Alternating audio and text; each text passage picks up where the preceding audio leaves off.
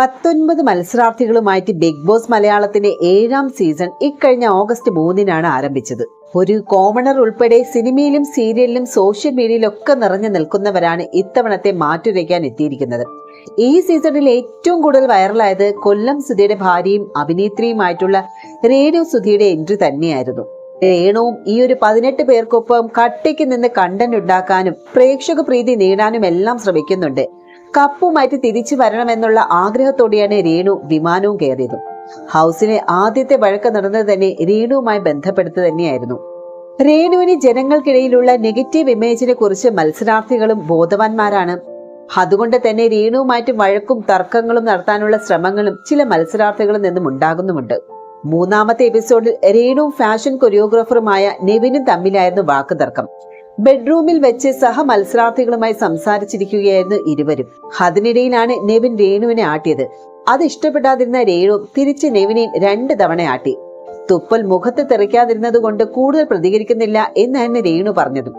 ആട്ടിയതിന് ഞാൻ സോറി പറയുന്നു എന്നായിരുന്നു ഉടൻ നെവി പറഞ്ഞത്. 2 വട്ടം ആട്ടിയതിനെ താനും ക്ഷമ ചോദിക്കുന്നു എന്നാണ് രേണുവും പ്രതികരിച്ചത്. ഇനി ഞാൻ രേണുവിനെ ആട്ടുന്നില്ല, പക്ഷേ നിങ്ങളുടെ മുഖം കണ്ടാൽ എങ്ങനെ ആട്ടാതിരിക്കുമെന്ന് നെവിൻ പറഞ്ഞതോടെ അതുവരെ കളിയായി നടന്ന സംഭാഷണത്തിന്റെ മട്ടും മാറി. എന്റെ മുഖം കണ്ടാൽ നിനക്ക് ആട്ടാൻ തോന്നുമല്ലേ? മുഖം കണ്ട് ആട്ടാനും ഉരയ്ക്കാനും തോന്നുന്നുണ്ടെങ്കിൽ നീ എനിക്ക് അതൊന്ന് കാണിച്ചു തരണം. പറഞ്ഞ വാക്ക് പാലിക്കണം. എന്റെ മോന്ത നന്നായി ഉരയണം. നീ മാത്രമേ ഉരയ്ക്കാൻ പാടുള്ളൂ എന്ന് രേണുവും പറഞ്ഞു. പറഞ്ഞ വാക്ക് താൻ പാലിക്കുമെന്ന് നെവിനും പറഞ്ഞു. ഇരുവരുടെയും സംഭാഷണത്തിന്റെ ശബ്ദം ഉയർന്നതോടെ ശാരിക അവിടേക്ക് എത്തി. വയലന്റായ രേണുവിനെ കണ്ട് രേണു അഭിനയിക്കുകയല്ല ജീവിക്കുകയാണ് എന്നുമായിരുന്നു ശാരികയുടെ കൗണ്ടർ. അത് രേണുവിനും ഇഷ്ടപ്പെട്ടില്ല. ശാരികയുടെ മുഖത്ത് നോക്കി ഒരാൾ മുഖം പിടിച്ചുരയ്ക്കുമെന്ന് പറഞ്ഞാൽ എന്ത് ചെയ്യുമെന്ന് രേണുവും ചോദിച്ചു. ഉരയ്ക്കുമെന്ന് പറഞ്ഞാൽ പ്രതികരിക്കണമെന്ന് ശാരിയും പറഞ്ഞു.